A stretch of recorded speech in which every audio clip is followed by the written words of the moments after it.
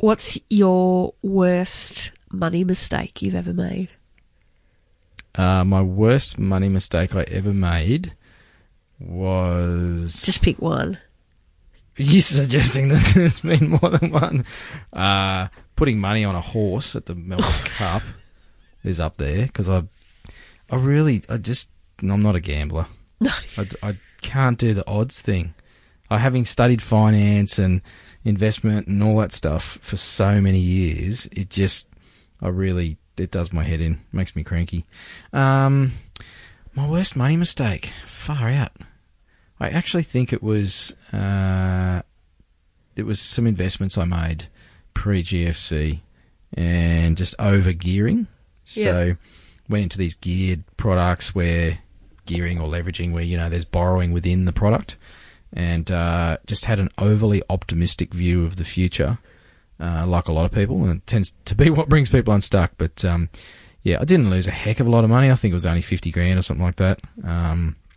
So it didn't sort of send me broke, but it was pretty painful, I can tell you. It was a lot of self-managed super that went out the window when everything tanked. How about you? Bought a sewing machine once I ever used. That's your worst money decision. Maybe not putting away some capital gains tax money. Ooh, ouch. Yeah, and that was bought a property pre-boom, sold it after boom. And didn't have the money for the tax bill? No. Ow. We made a lot of money on that, which now's most of it gone to tax now. Isn't that good fun? Yeah. I should have had a better accountant. Yeah, the value of a good advisor. Actually, I'm going to add one more thing. I know this is turning into a long intro, but do you know, I reckon the biggest mistake I've made with money, especially as a self-employed business owner, is not paying myself first. Yeah. Paying myself after everybody else if there's money left. And I've gone through periods in business where I, haven't gone so well and not paid myself for a long time. It was the dumbest thing I've ever done. Yeah, and I think this is a bit airy-fairy maybe, but actually viewing money as the enemy. Yeah, mindset stuff around money is hardcore. Oh, yeah. Brings so many people unstuck. Anyway, that wasn't really a short question intro, but hey. No. A little philosophical and insightful today. So, joining us... No, what are you doing? Oh, that's right. We've got to cut that bit out. I can do that. Welcome to the Tradies Business Show, helping you get off the tools and into true business ownership so you can spend more time doing the things that matter most. Now, here are your hosts, Warwick Bidwell and Michaela Clark. All right, I'll do that properly now. The intro's just been happening, this little song. That's right. Then we have the thing and the other thing. Got a bit carried away. I was a bit excited about today's guest and the topic of conversation, which is finance and numbers and cash flow and forecasting. Where's that fork so I can stab my eye with it?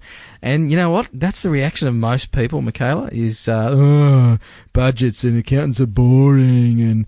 And you know what? You need to slap yourself around a bit and get rid of that mindset, because of all the things that bring businesses unstuck, we talk about money and decisions about money and that sort of stuff. Of all the things that bring businesses unstuck, I reckon the most common one and the easiest one to fix is this dumb headspace about accounting stuff and about budgets and profit and loss statements and all of those things. And I don't know if it's because people are afraid of them, or they don't understand them, or they feel stupid, or they just don't want to because it's not exciting and it's not a new ute or a new account for, $500,000 or something like that. But it really is such simple stuff that can make such a massive difference to a business, especially one that's growing. And today's guest is going to actually talk in quite simple terms about some of the most common mistakes made by businesses that are growing or about to grow. Yes, I actually understood most of it. So yeah, that's saying something. Yeah, so it is worth listening to. You did leave me hanging a bit though, Michaela. Oh, I did. Yeah, I did go off the ferry. And hang on, we're recording again. What's Warwick doing? What are they talking about? Break even?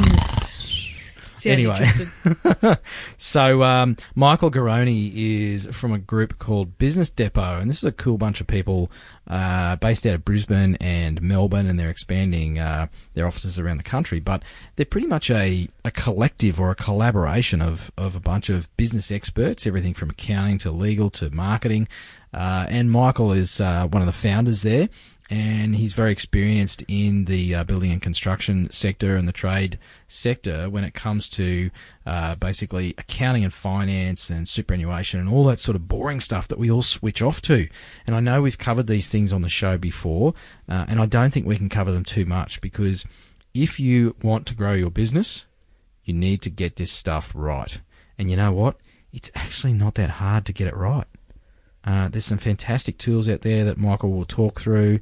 There are some simple things that you need to put in place, and you really can minimise the risk of growing yourself out of business. And I wrote a blog post about this on the Tradies Business Show website recently, I think. And if I didn't, well, I'll write one and stick it up there. You did. I did, yeah. Michaela was just giving me a funny look here in the studio.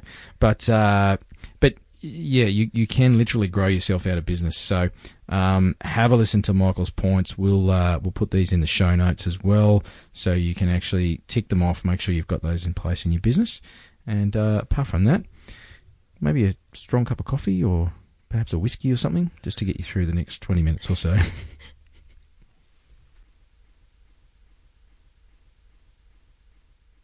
And joining us today at the Tradies Business Show is an expert on all things accounting, which don't tune out, listeners. Oh, this is going to be riveting, isn't it? I've probably done Michael a disservice in saying that, but Michael Garoni from Business Depot joins us today. So welcome to the show, Michael. Guys, thanks a lot for having me on. So what makes you a non-boring accountant? I think accountants, we sometimes get a hard stick taken to us, but I've acted in the building and construction industry for over 20 years now. So I've seen the little guys start up through to guys moving on and successioning their business. So, and we act more as an accounting and advisory business, so we really can get in and help people at the nuts and bolts. And that comes from having a building construction specialty in the business. And from that also flows a property development and real estate arm. So we've got that sort of property and building industry well covered. And so how did you come to specialise in that construction space? Because we see a lot of people who, I guess, target that industry and tradies as well, because it's a fairly big market. But what was the progression for yourself, Michael? It's like anything where you find the people you're dealing with in the industry. You've got a strong cross-section of people doing interesting things. Like you said, it's a growth industry. And it's always been there in a big way. What we've often spotted is people are just trying to do ordinary, accounting and compliance without having that deeper understanding of their clients' businesses to actually help them out. So I just found we kept digging a little bit deeper and found we really got a good understanding of the wider business and could help people with the more unusual things like work in progress that tend to be big headaches for people. Cool. And so, Michael, bit of a left of field question here. What's something most people wouldn't know about you? I'm a rabid Cowboys supporter coming from North Queensland, but I've been down here since 2000, so that's probably my big one that people don't know about. North Queensland boy. Certainly. Nice. Well, there's a few happy campers up there. Well, unhappy, I guess, but it's been some good football lately. So we'll stick with business though. Obviously, Warwick doesn't know. Oh yeah. Well, look, I think they got further than a lot of people anticipated. But anyway, they didn't make the grand final. Yeah. Well, it's not always about winning, Michaela. Okay. Unless you're in business, perhaps. So, Michael, you guys have been working with, construction, building, trade businesses for quite some time. We usually try and talk about, I guess, the positive stuff. Yeah. But, we thought it might be useful to shortcut some of the I don't know, some of the fluff a little bit, and just jump straight into some of the mistakes that you've seen as a way to help people avoid those. What's some of the common errors that you've seen businesses make, particularly those that are growing? Because I know a lot of our listeners are keen to grow their businesses. And look, I think the interesting thing is that you're always going to make mistakes when you're growing because you're actually trying and doing things. So I don't think it's necessarily a negative thing, making mistakes.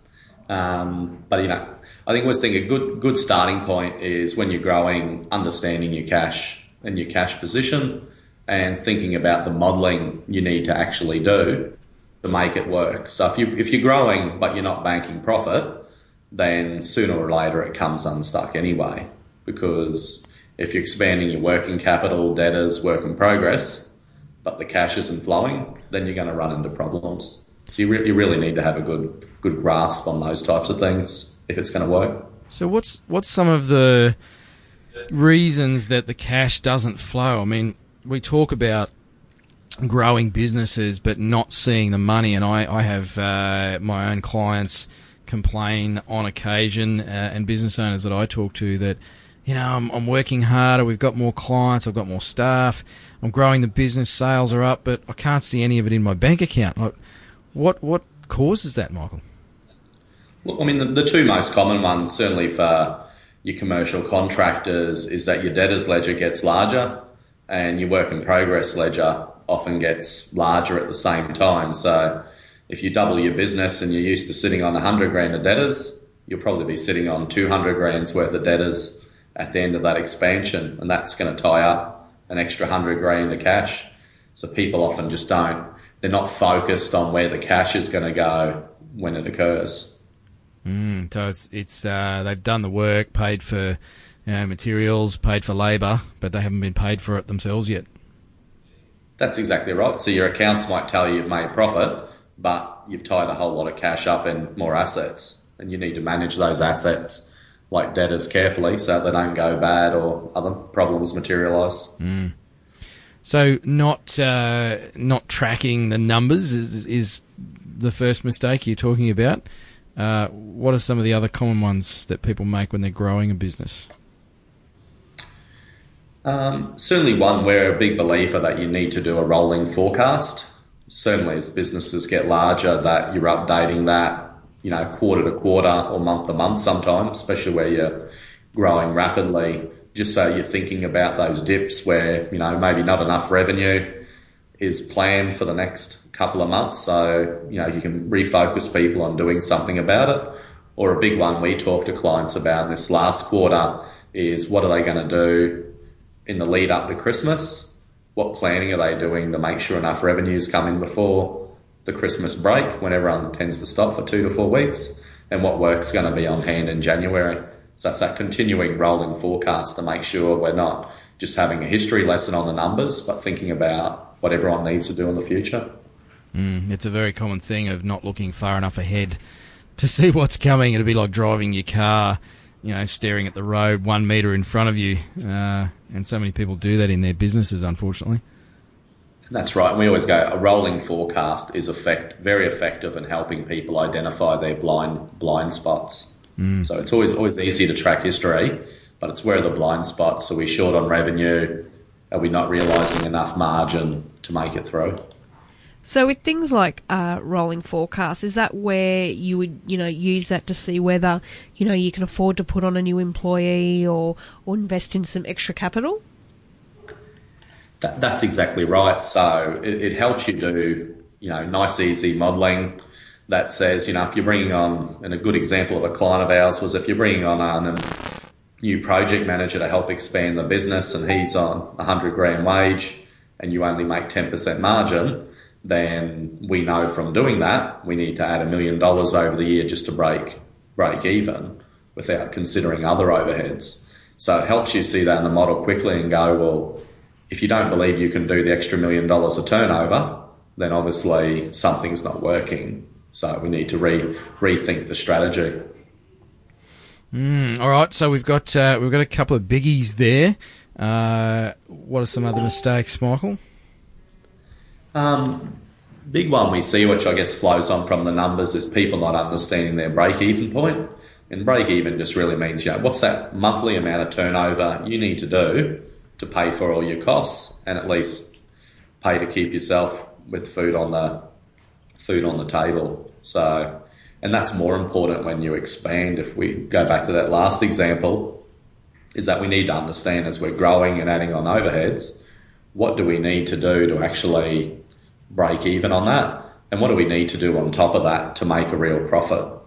And we often find, as people, as an example, if you double in turnover from 5 mil to 10 mil, sometimes there isn't a lot of profit increase from 5 to 8 mil. You might really find in the modelling you need to get to that 9 or 10 mil number to get your profit sweet spot. We often use that terminology, profit, the sweet spot where you're making that extra profit and not just adding the overheads when you're growing. Yeah, because growing a business actually does cost money.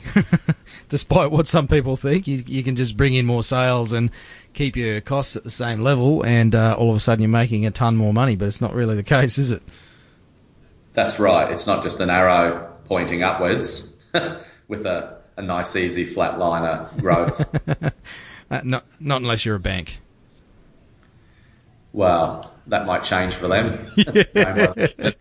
So it could be a good thing for all of us. Hopefully so. And so with break even, Michael, can you just unpack that a little bit? Because, I'm standing here as a long time ago reformed accountant, knowing exactly what that means. Yep. But for our listeners, when you talk break even, what exactly do you mean by that? Break even. So really that's one month as an example. We go and grab what's all your fixed overheads. So the things you have to pay month to month. That you can't avoid. So that's going to be things like your rental premises that you're leasing, the vehicles and trucks that you might operate, lease payments, hire purchase payments. Now, all those monthly outgoings that whether you get turnover or not, those costs are there month to month. And would you include an owner's wage or basic salary in calculating that break-even point? Yeah, that's exactly right. We consider that. I mean, that's an essential because if you're not meeting that, you've got to be borrowing that money from somewhere to fund it. So we often do it on two levels. One is we go, what's a proper owner's salary they should be taking out of the business? And often if their needs are greater than that, which they can be because they've got home loan payments or other things occurring, then we might also do a second calculation. Yeah, cool, because it's a common thing. It's a common thing I see as well is people not including paying themselves in if they do have a break even. They're thinking of it in terms of just the business breaking even, but they're not paying their number one employee, which is themselves. And that's right. If you're not paying yourself, then at some stage things are going to come unstuck. I mean, that's your value driver. You got to pay yourself, or you may as well be working for someone else. That's right. So break even, really important. So that's 3. I feel like we should make this into 5, Michael. There's the old 5 or the 7 tips. But have you seen any? I guess not necessarily horror stories, but are there any cautionary tales that you can share with us around those first few points? Look, certainly. I mean, I think there's plenty of good stories that come out of these painful moments, but I can think of one client over recent years where, I'm, I guess, going through these growing pains, we got involved far more in the business when we picked up a few issues. And what had happened is they were at that point where they were really starting that growth trajectory, and we realised things like margins that we expected on jobs to be closer to 15 and 20% started coming in at 5% as these jobs went to site. So it was really about, and we knew that would then affect their ability to grow their building licence turnover. So we were able to step in early and identify jobs as to why those jobs were going to site with poor margins, and that involved everything from poor estimating to the salespeople not being on top of what amounts they needed to be selling at. And we also realised the purchase orders and order book weren't up to date. So it turned out some of those jobs were closer to a 10% margin rather than 5%. And we were able to step in before the cash flow really started running dry. And that's one of the key things, is to recognise when things are getting off the rails early and go digging and do something about it, because if you leave it too long, it can be, well, in some cases, impossible to turn it around. And that's right, certainly for this client of ours and one of our long-standing clients. They had the ability and knowledge to step in quickly and take action, and we found we had a variety of issues that could be easily resolved. I think it's interesting to point out here that a lot of people listening may not see the value necessarily in getting really good business advice, or understanding that their accountant is actually an asset to their business rather than an expense. And being able to do these kind of things can really help them, in the long term, make a profit. So I think it's important to, understand that these kind of, advisory and accounting services really can work to your favour, and to treat it like an investment in your business, not necessarily an expense. Well, that's exactly right, because we look at when things do go astray, and the longer they are a problem, the more it always costs the business, the more there is to turn around. In that client's case, we were able to turn it around quickly because we identified a problem in 1 month. And over that next quarter, they were able to address it. And they were growing quickly, so they found, by the time we got to the next quarter, there was more and newer problems, but we were still able to step in and deal with those before they cost a lot more money. Yeah, because the problems actually get bigger and more expensive to fix, so and often requires a lot more hard work from the business owners or directors to do that, which is a diversion from working hard towards their growth plans rather than, backfilling holes that have been created. That's exactly right. I think one of my builders uses the expression that often when you're on site and there is a problem there, often those cracks get wider initially, but you slowly start putting those cracks back together and get the job back on track. And I think it's the quicker you can get those cracks, because there'll always be some cracks, you just don't want them to become giant fissures. Yeah, you don't want them to be ones that you fall into. No.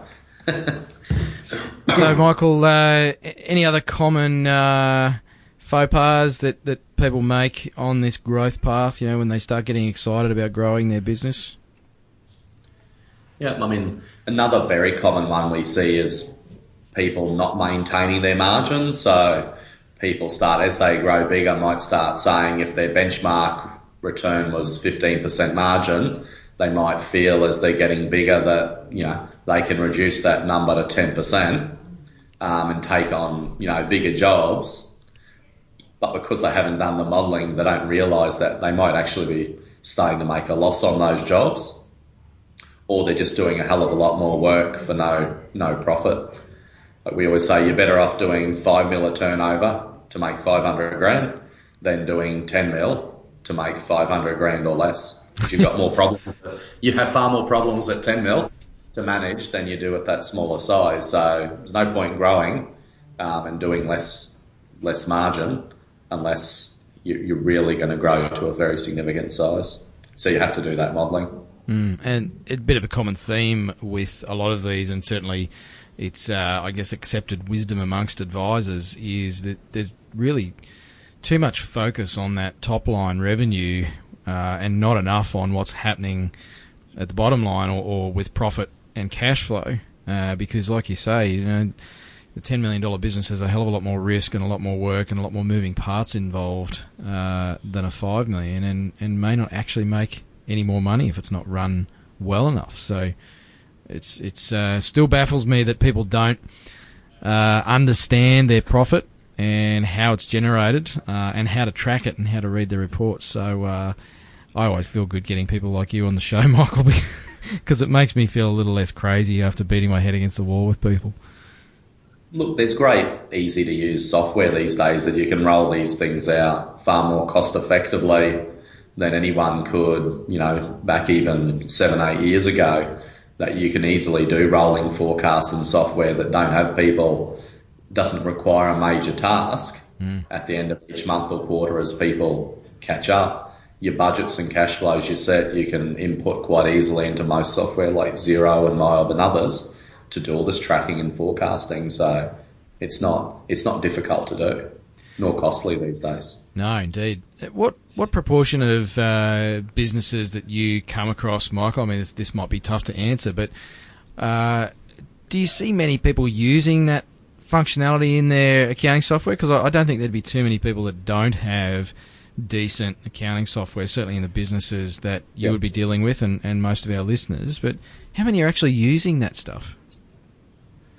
Funnily enough, not as many use the budgeting software that sits within Xero and MYOB as much as they should. I mean, a lot of that functionality's been there a long time, but I think people find it just don't seem to have the inspiration to set up those budgets and get the data in there.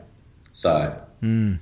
I was having a conversation just this week, actually, with one of my wingman clients about their budgets, and we've put a lot of work into this over the last month of coming up with budgets and forecasts, and the final step is to load that into their accounting package. They happen to be using Xero, and I mean, I came from the old school, Excel spreadsheets, and they still have a place, but for this particular business, it's a reasonable sized business. I actually said, I can't believe how good the budgeting functionality is in Xero, and it doesn't cost any more money to have it. So why wouldn't we use that? He's logging into it every day to check the bank balance. Like, stop doing that. Log in every day and check your budget. And that's right, and it makes it really easy for everyone to generate and see those reports month to month, to see how you're tracking. It's, saves people exporting to Excel spreadsheets and doing a whole lot of work at the end of each month. Absolutely. And then decisions can obviously be made a lot quicker about, what to change to influence those numbers. And I suppose, putting words in your mouth here, Michael, I'm guessing that's a big reason behind why you do what you do is to help people with that decision making. That's exactly right. I mean, you're never successful as an accountant or advisor unless your clients and customers are successful. So the more you help them, the better it is for both parties. Cool. So we've got some good budgets, rolling forecasts. We know our break even. We've got a good advisor to help us interpret all of this. Making sure our margins are being maintained. Any final points or words of caution or wisdom from you, Michael, around growing a business? Look, I mean, certainly my last one, and perhaps this one should even be first sometimes, I think, is you've got to have good people on board that are ready to go with you on that growth story. Because if you don't have good people with you in your finance section, your project managers, people on site, then your ability to grow and do so successfully is always unlikely. I think you've heard that analogy, getting the right people on the bus. I've sat people down and said, where they've went on large growth strategies and said to the owner, I don't believe you have all the right people on board at the moment. And I think he used the terms, I know a few of them are looking very scared, and I don't think they're going to make it. I remember saying, well, shouldn't we address that now before the business doubles in size if we really don't think people can handle it now? So, and it's also important, any business can be a lonely journey. So you don't want to be the sole source of wisdom in your business, and certainly not as it grows, as you become more reliable, more reliant on other people to help make it happen. And so with that whole thing of having the right team assembled, I'm keen to get your perspective on this, Michael, but do you think business owners wait too long to make those tough decisions?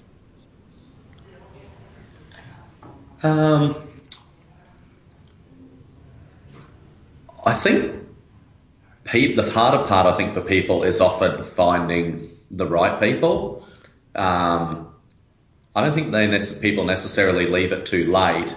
It's just that when they go looking in the market, it can be hard to find the right estimators, the right project managers, because people don't always sort of have those recruitment processes in place.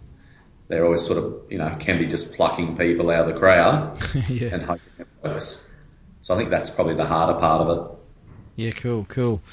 Well, there's some fantastic tips there, Michael. So for anybody listening that is either growing their business or thinking about taking steps to grow their business, you really need to, make sure you've got those ducks lined up.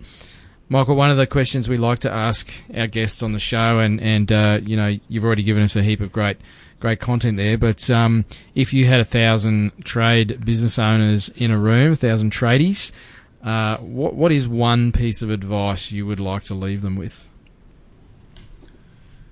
When they're growing their business? Either, mate. Could be anything. Life. Could be, always wear clean undies or something. I'd say growth. Growth is one of those, I guess, trendy words at the moment. But if you're going to do it, you just have to accept sometimes that you're going to make some mistakes on that journey, and it's all about learning and partnering up with the right people, so that it's not a journey on your own. Absolutely, mate. Very good point. Well, Michael, thank you so much for joining us today, and actually taking a fairly dry topic and making it pretty easy to understand. Actually, you've done well, mate. If people wanted to find out more about yourself or the team there at Business Depot, how would they go about doing that, Michael? Certainly. So, any search, our website is at businessdepot.com.au, and myself, Michael Garoni, can be found on that website and all my contact details. So thanks very much for having me on the Tradies Business Show. No Appreciate worries. it. And thanks very much. Well, thank you for not being too boring when it comes to finances. I kind of tune out during these episodes. Yeah. Did you notice Michaela went a bit quiet? It's like she leaves all of the interviewing of finance type people and advisors up to me, but I get pretty excited about this stuff because I see what happens when people get it wrong. That's exactly right. And it's always worth remembering as an accountant, it's just one part of the equation, the numbers, but an important part. Absolutely. Well, Michael, thanks again, mate. I know you're a busy man, so we'll leave you to go save somebody else from another horrible mistake in their business, and we look forward to speaking to you again soon. Great. Thanks very much, guys. Bye. Cheers. So that was Michael from the Business Depot, and like we said, a pretty concise, straightforward explanation of some of the biggest mistakes that businesses experience in sort of a hypergrowth phase, which is happening in the industry at the moment because there's a lot of demand around. Which is cool to see, actually. It is. And what will also help you with hypergrowth is the Tradies Business Toolkit, which is our online community of tradies. We have a private Facebook community in there where you can ask questions and we'll answer them for you. And every week we have a live Q&A video where we can take any challenge that you've got at the moment, and either Warwick or I will attempt to answer it. Well, I think we've done a pretty good job so far. I think, yes. We'll give you a long response anyway. And there's copies of all the old ones. So if you join now, you still can see all the live questions. And these are all questions that every business owner basically at one point has faced, and particularly good if you're starting out as well. So, we talk about having good advisors on your team, and Michael mentioned that in the interview as well. As a Tradies Business Toolkit member, you get access to two very experienced advisors, being me and Michaela. And you get some other cool tools and spreadsheets and stuff to do with finance and marketing, all sorts of stuff. Budget spreadsheets. And heaps of stuff. But so, anyway, no excuses. tradiesbusinessshow.com/toolkit if you want to find out more. Well, thanks for joining us on the Tradies Business Show. Great to have you with us as a listener, and we appreciate your feedback as always. So look forward to hearing from you. Until next episode. Hooroo. Bye. You've been listening to the Tradies Business Show with Warwick Bidwell and Michaela Clark. Want to get off the tools and into true business ownership? Find out how at tradiesbusinessshow.com.